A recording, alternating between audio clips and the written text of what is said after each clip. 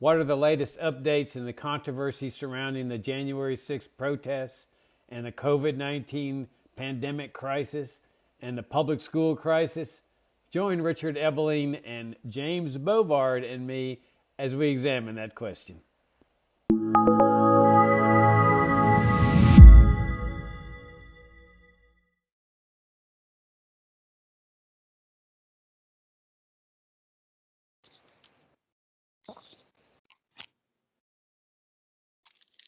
Hi, I'm Jacob Hornberger, president of the Future of Freedom Foundation. This is this week's Libertarian Angle, the show, as y'all know, that brings you the principled, uncompromising case for libertarianism, the free society. I'm joined, as I am every week, by my co-host Richard Ebeling, but we have the honor and pleasure of having a special co-host guest today, and that's Jim Bovard, longtime writer and policy advisor for the Future of Freedom Foundation, libertarian par excellence. Jim, good to see you and good to have you with us. Jacob, Richard, thanks for having me on. I'm looking forward to you guys helping me fight my moderate tendencies. Richard, it's good to see you again, too. It's wonderful to be back and to see Jim. It's always a pleasure to interact with Jim and to see him. Well, yeah, and you know, he is kind of a moderate, Richard. He might water down the principles on the show, and so, but we'll take that chance.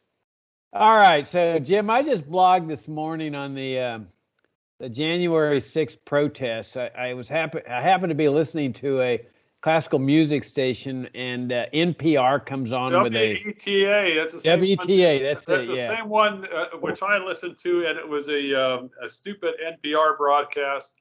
I think on Monday morning, it spurred me to write about presidential paper secrecy because, you know, it's nice music and you're in a good mood, and then you get this blather, and then it's like, putting the government on a pedestal, and NPR is just. It's not always bad, but when it's bad, it's like, holy crap. Anyhow, yeah. Just well, I'm so biased. I was there listening to this thing. They were talking about the Trump papers thing around January 6th and the controversy surrounding the secrecy of the papers and so forth. But then they talk about the deadly attack on the Capitol. And as I wrote in my blog today, I said, that's a fascinating term because attack, I always think of like guns or missiles or bombs like the U.S. used in Afghanistan, where people are getting killed by design. But here in this so-called attack, nobody had guns, nobody had swords. I mean, it's an odd way to attack. If you're going to attack to take over the Capitol, you would think you start going in there with M16s and really shooting it up and trying to kill a bunch of people. And as far as the deadly part of it, the only person that really got killed was Ashley Babbitt. And she was one of the so-called attackers, totally unarmed. She got shot and killed by a Capitol police officer who was terrified that she was coming to get him and other members of Congress. She's totally unarmed. As I put in my blog, I still don't understand why he didn't just fire over her head.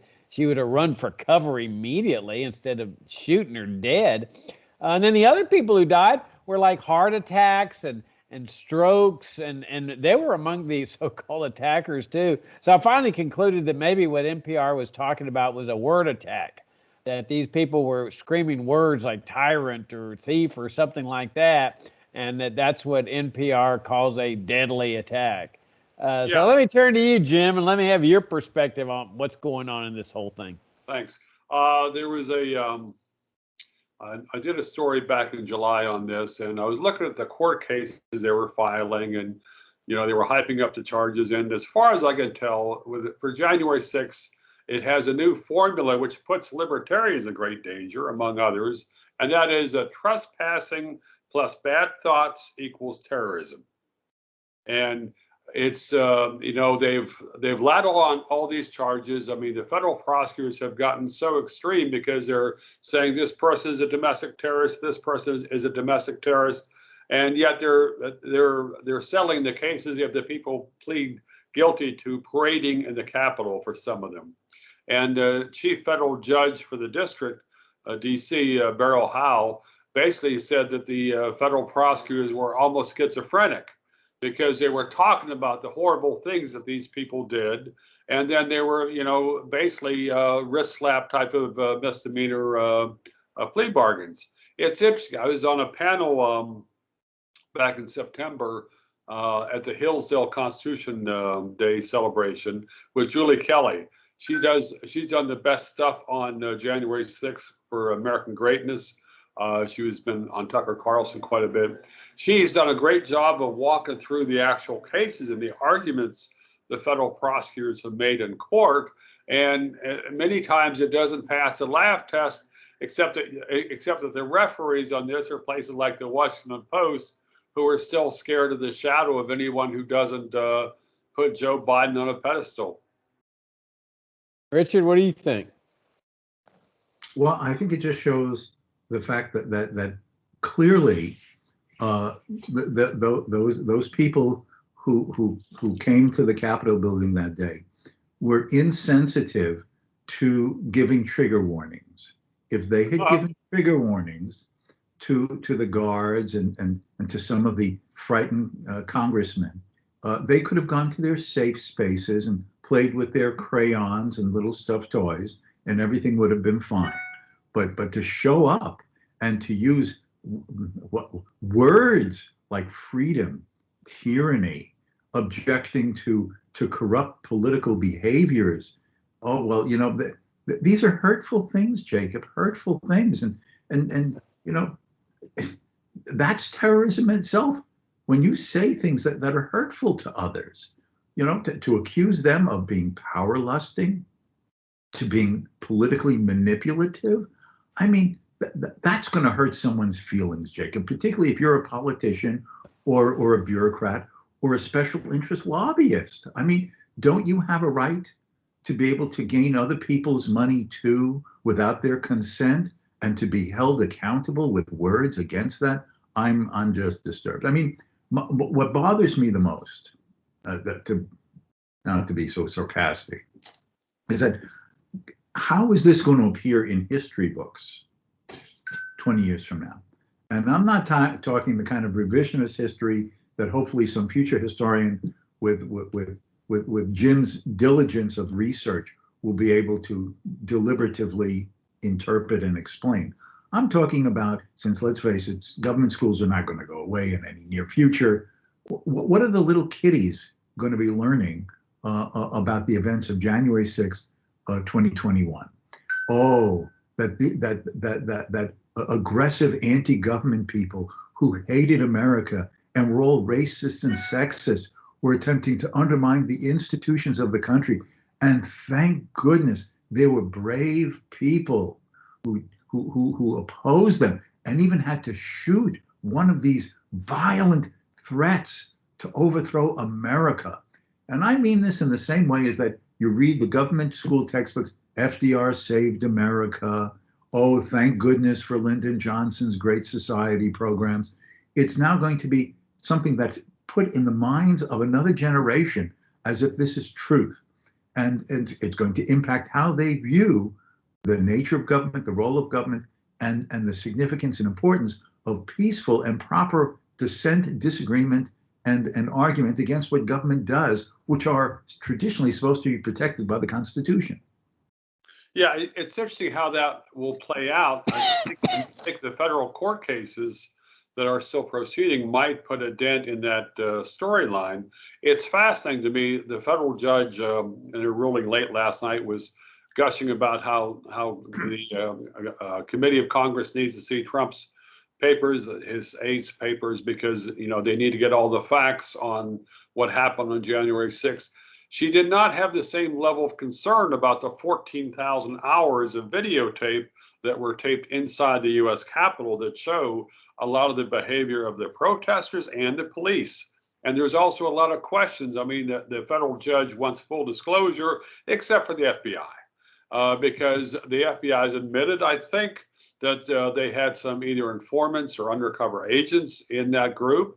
There are a lot of questions about how, there's been some very good pieces, even by the Washington Post, that talked about all the warnings the government got or should have recognized, and for some reason the government chose to simply ignore those, then, oh my God, we've got this terrible crisis here at the U.S. Capitol. And part of what struck me from the day it happened was the habit of referring to it as a sacrilege. I mean, that it wasn't simply protesters who trespassed. It was people who had violated the People's Temple, which is what people actually refer to. I think that the same term was used by Jim Jones.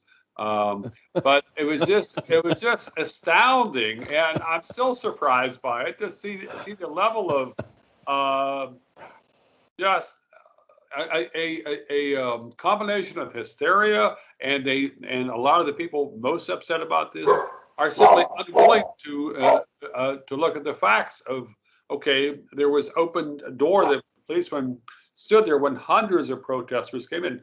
Some of the protesters were very violent, and I don't have trouble seeing them being prosecuted. But what they have done is try to throw a blanket of guilt not only on the people that entered the Capitol, but you had the acting the acting Capitol Police Chief said there were tens of thousands of terrorists that day. So anybody who was in the same zip code outside of the Capitol was a terrorist. And, you know, when you have that level of vilifying people, it's not going to have a happy ending, especially when it looks like the police.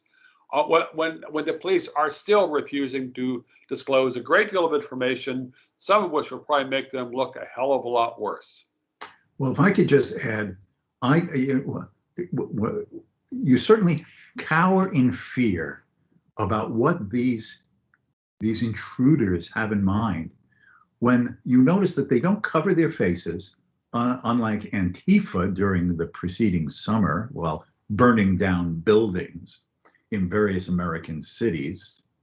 And the worst aggressive act, in quote marks, is that some fellow with a smile on his face is running off with Nancy Pelosi's podium. Well, I mean, if you take Nancy Pelosi's podium, obviously the foundations of the American political order is undermined and threatened, because if she has nothing to stand at with her speech, then it's the end of democracy. There was some symbol the English kings had for in the late Middle Ages. It wasn't the Great Red. It was something or other that was like the ultimate symbol of their power, and there was all the fear that it might be stolen. You know, the favorite anecdote I have for framing how the government and the media has tried to shape the January 6th narrative.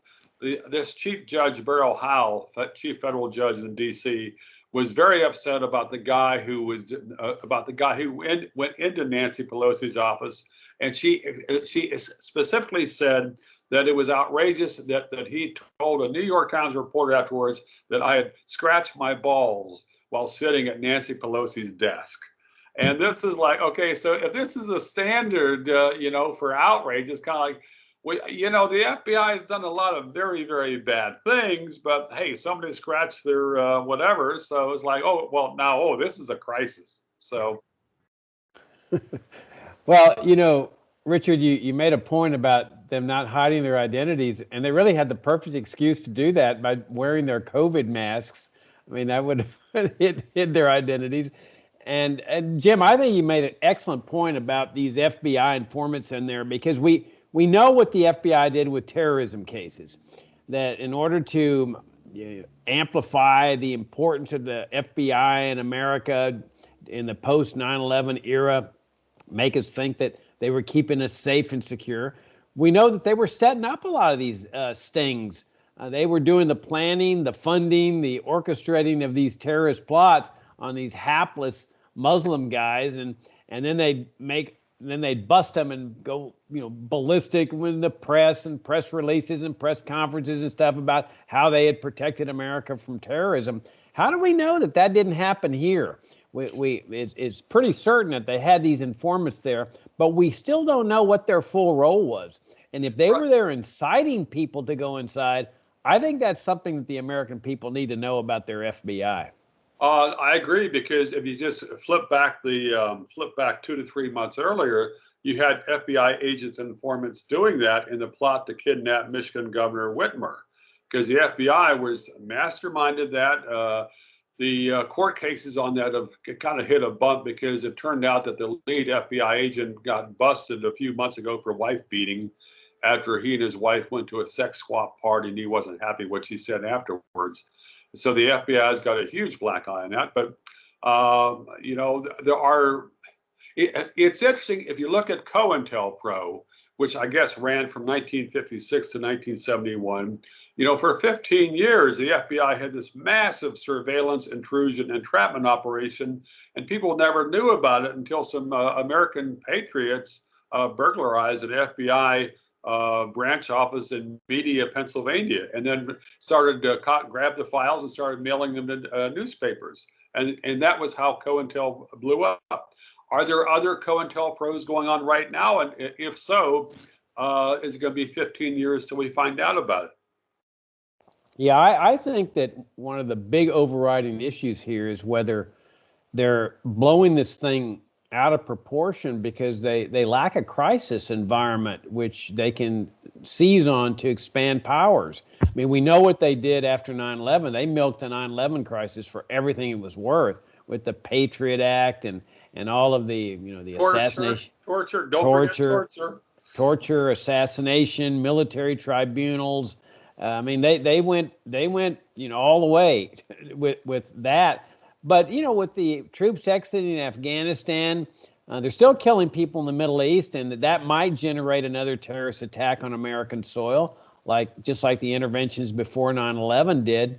But I think they're desperate in search of a massive crisis that they can use to expand their powers and their budgets, and I think they're seizing on this in the meantime. Now, something bigger may come along, but they're over here talking about, I mean, you raise the issue, talking about terrorism in America and how we need to focus the war on terrorism here in the United States. I mean, I recall former CIA Director Brennan talking even about libertarians and how they need on the target list. It's an interesting thing because if you look at what happened after January 6th, you had a massive troop deployment here in the Washington D.C. and around the Capitol. You had this barbed wire fence, this chicken wire fence all around the Capitol. It was, I got some nice photos of it, but there was, and Congress kept saying that they had to have this massive military presence to protect them, to protect the members of Congress, and it was a crock from the get-go. And to see how easy it was to completely militarize the District of Columbia, that's chilling because it set a precedent, and we don't know what will happen next time. Next time the troops might not leave.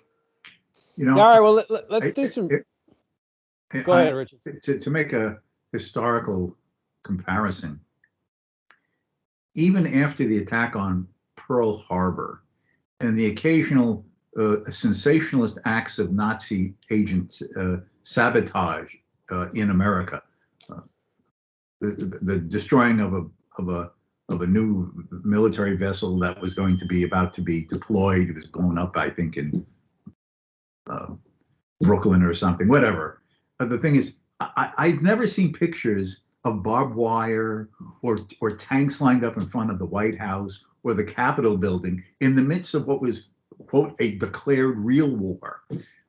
There is this phony, artificial paranoia and hysteria that has been created to serve the political purposes of those who see the success of their agenda by saying that democracy is threatened by people who oppose our political and ideological goals, who deny climate change, who are people who won't go along with seeing the benevolence of extending the welfare state and greening America, and it's all part of this mindset that through these hysterias about the climate and democracy under threat and growing racism in the United States, you can wind people up until they are so fearful and concerned about themselves and the safety of the nation that they basically will cower in obedience and acceptance of virtually anything that the right people in power want to do. Oh, that wouldn't happen here in America, would it? No, nobody trades liberty for security in America. No, All right. Well, go ahead. speaking of paranoia and tyranny and so forth, let's shift gears to the COVID-19 pandemic crisis. And I'm sure, Jim, that you have some thoughts on President Biden's latest mandates, and so let's hear what you got to say on that. Well, it's interesting. Going back to late August, I was, the Hillsdale folks wanted me to talk about COVID mandates, and I got the letter, and I said, I didn't say it to them, but I said, it's kind of, I don't think this is going to be a hot issue because, Biden said he's not going to do it. Fauci said it'd be a bad idea. If you look at the numbers, that they'd already peaked in places like Florida, they were coming down. It was obvious the feds didn't have legal authority. So I was thinking, someone who wanted to impose those vaccine mandates would have to be a real idiot. But President Biden proved me wrong. No, the thing is that the idea, and I certainly hope these cases that seem to be heading towards the Supreme Court stop this idea that at the whim of a president, through the regulatory agencies, can dictate and demand, threaten how businesses can go about their own relationships and rules and procedures with their employees. Tens of millions of people are going to be threatened. Businesses are going to be threatened with huge fines if they don't impose what Joe Biden thinks is right for America. Yeah. And it's arbitrary and capricious. It's almost certainly unconstitutional. It's funny that so OSHA came out with the Labor Department. OSHA came out with a 490-page rule. But going back to what Jacob said, I was listening to NPR on the classical music station, and all of a sudden pops up the Secretary of Labor, and he says, "Oh, this is not a mandate. This is not a mandate." And I'm thinking, how much deeper can the BS get here? Because there's so many baits and switches, but you've got so much of the media that's willing to kind of and there's this deep-seated fear of that's still there among a lot of reporters. It's funny. I was reading a story by a woman who was a press chief for FDA, came in the late summer of 2000 when Trump's final 6 months, I guess, and she was trying to get the FDA up to speed on this and get a message out there. And she said it was very difficult because there were like 20 people under her. None of them ever came into work, and she had a chief assistant who had never left his apartment for 6 months. So you got the people making the rules who are the most frightened of all. And so it's an absolute, but the same thing happens in other areas of life, but this is just a lot more vivid. And it's appalling to me that the politicians can say, well, natural immunity doesn't exist anymore. If you had COVID, it doesn't matter. You've got to get 3 vaccines or 4, whatever. And it's a complete, mockery of what was previously accepted medical doctrines. So, but I guess Joe Biden gets to do a rewrite of the medical books as well as the law books. Well, what I think it's also exposing is the hazards of being on the government dole. That there's so many companies that depend on the government for largesse, that all Biden has to do is say, if you want this dole to continue, you're going to do things as we want them done. And what's the company going to do? They're going to suddenly go off the dole? I don't think so. And yeah, the thing that's unfortunate is not simply federal contractors, which are already under the arbitrary power of the Office of Federal Contract Compliance Programs, but it's any company with 100 or more employees. And Biden's people signal that they're going to lower that to 50. And I'm sweating that they might come after the freelance writers. Well, the other thing is that nobody asks really the big fundamental overriding issue of what role does the federal government have in healthcare? I mean, in terms of the Constitution, where is that power delegated to the federal government to take care of us? I mean, an argument to me can be made that the states might have that authority under the 10th Amendment and so forth. I think the 14th Amendment took care of that, but at least there'd be something to argue there. I don't see how anybody can make the case that the federal government has some kind of inherent police power. The Constitution negated that type of concept of an inherent police power. And where in the Constitution does it delegate that power? I don't see hardly anyone asking that question. Well, I just mentioned, Jacob, you recently had Ron Paul on for the online Civil Liberties Conference. And I've known Ron Paul for a very long time. And when I first met him, literally decades ago, I asked him, when he first was elected to Congress and went to Washington, D.C., what surprised him the most from his new experience? And he told me the discovery that if he was in the well of the House and if he made one of two arguments, his colleagues would ignore him and laugh at him. What were the two arguments that would draw their ignoring or laughter? It's unconstitutional, it's immoral.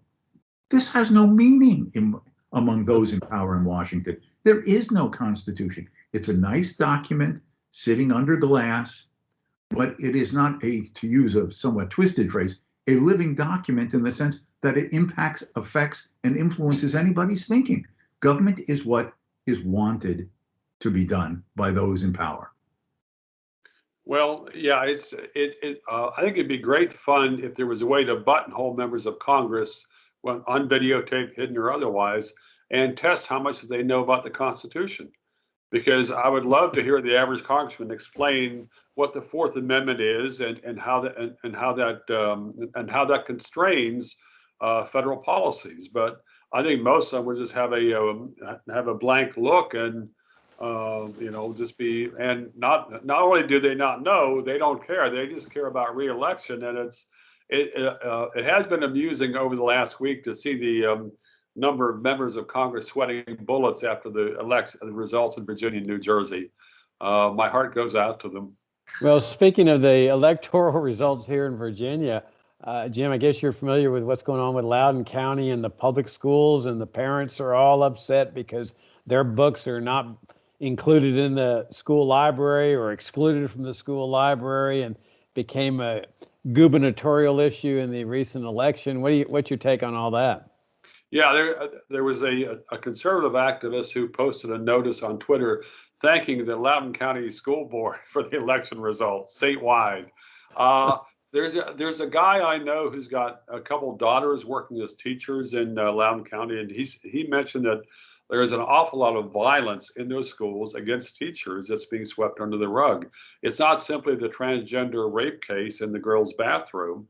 It's kind of out of control, and you've got these school bureaucrats who are just trying to avoid trouble, and they're violating state law because those kind of attacks are it's mandatory reporting, but the school officials are trying to cover themselves. So I think it's great that parents are raising hell. I hope more of the parents can add two and two together and recognize that, look, this system is not corrigible. If you care about your kids learning, then don't trust the public schools. Don't trust the government schools. Yeah, that's what go ahead, Richard. There should be an opening to make parents think about and reconsider the efficacy, the workability, and the desirability of a government-mandated school system. Perhaps it is time to make the case for the full depolitization and privatization of education, particularly since parents have had to take a greater interest and responsibility of their own children's education, with so many schools being locked down and shut down during the last 2 years. They've discovered, well, I thought my kid knew something, he knows nothing. And now I have to, come up to the plate and show him active interest. And now my kids are going back, and I'm horrified when I start hearing these stories about how and what they're learning. And I would hope that this should be a wedge in the political and policy door for those among classical liberals and libertarians who question the very existence of any form of government schooling, to take advantage of this. Is it really going to win the day with all the hearts and minds of parents overnight? No. But just as it took a while for the idea of homeschooling to become re-legitimized in America, from being considered, just wacko people who do this, and now huge numbers of people for a long time, long before COVID, were homeschooling their kids, and it's not considered an oddball thing anymore. I think that this offers a wedge to make legitimate in the educational debate the possibility of just moving away from government schooling altogether once and for all. Yeah, I couldn't agree with you. Yeah, go ahead, Jim. This is a positive result of the pandemic, the shutdowns, because the teacher unions had so much power, and they simply did not give a damn about the students. And there's just horrendous damage. I mean, here in Montgomery County, the county board, the county executive, love to talk about nothing more than closing the achievement gap. That's their rationale for boosting property taxes and all types of other interventions. But the shutdown of the schools here was devastating for the Black and Hispanic parents of the eastern part of the county, because they didn't have the resources, and it simply wasn't going to happen that they would be able to keep up with the kids in the affluent parts of the county. The lower income parts of the county, the parents had to work. They couldn't stay at home and pretend to work as federal employees. So a lot of those families don't have Wi-Fi, or don't have FiOS, whatever they call it. So, and a lot of those kids weren't in the habit of reading and learning. So the achievement gap is far bigger, and the same politicians that shut down the schools will be coming back claiming that they need to raise taxes to close that gap. But this something they've been promising for 30 or 40 years in this county. Is it's such a fraud, but this is how they sanctify their power, because anyone who opposes closing the achievement gap, well, you must be a racist. So, Yeah. And another thing here is that when in the spring of last year, all the schools were shut down, and young people were told that they had to stay home. And these issues came up, particularly among lower income people who couldn't work from home or had no such job. Found it difficult. How am I supposed to, oversee and take care of my kid and to be going to work? What was the response that you often heard? This is a disaster, because where are the children to be during the day? In other words, the attitude is that public schools, government schools, are basically a babysitting service at taxpayers' expense. Yeah, that's where the government schools are my babysitter that I send my kid to every day so I can go to work. And whether the work is a job on Madison Avenue, in an office, in a high-rise office, or a much more humble position as a blue collar or day laborer. The idea that basically, what is government school for? To be a daycare service, and that's shocking. Well, it's part of the reason the schools waste so much time. I mean, I've got a story out this morning on my experience as a college dropout, and I mentioned, being in high school was just insanely boring. My grades weren't very good.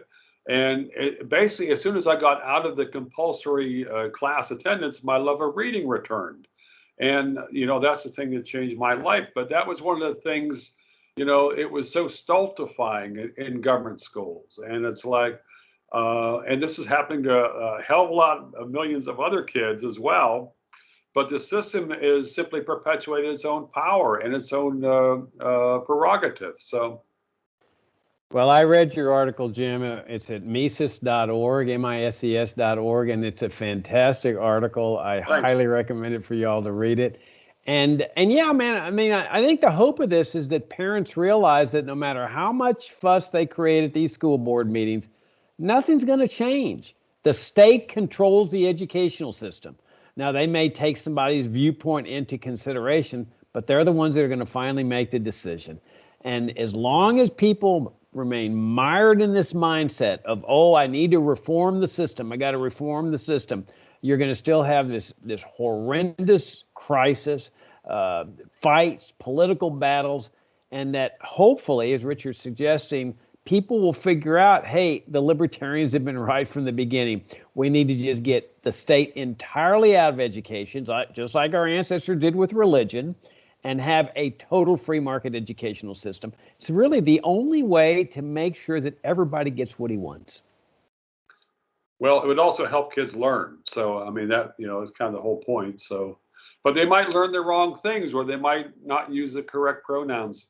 So, yeah, no, you've got a point, Jim, that, every kid from 0 to 6 has a natural love of learning. I mean, yeah. they bedevil their parents with why, and they have an awe of the universe, and their eyes are wide open, and they're absorbing everything. By the time they finish the public school system at 18, it's been smashed out of them. That love of learning no longer exists. And if you're lucky, like you were and like I was, you recapture that love of learning, which is a seeking process. It's not a cramming process. You're out learning stuff because you love what you're doing, what you're learning about, and you want more, as compared to public school, where all you want is out of those boring classrooms. Yep. Well, it's good. It's good you managed to escape and get your love of learning back, even though you were raised in Texas. I really resemble that remark. All right, we're out of time. On that excellent note, we'll wrap things up. Thank you, guys, and greatly enjoyed this insightful and pleasant conversation, a humorous conversation. Thank you all for tuning in. If you're new to the Future of Freedom Foundation, come and visit us at fff.org. We've got 32 years of principled, uncompromising articles, videos, conferences, and so forth. Richard mentioned our Civil Liberties Conference right now. Both Jim and Richard gave presentations there. They're in our multimedia section of our website. As I've been telling people, I think this is one of the best conferences we've ever had at FFF. I think it may well be the best conference on civil liberties in the history of the libertarian movement. I think we've got now, 10 presentations, and we had Ron Paul last night. Fantastic presentation. It'll be online shortly. And I will be wrapping everything up next Tuesday at 7 p.m. Eastern Time. Hope you all will tune in. Thanks so much again, and we'll see you next week.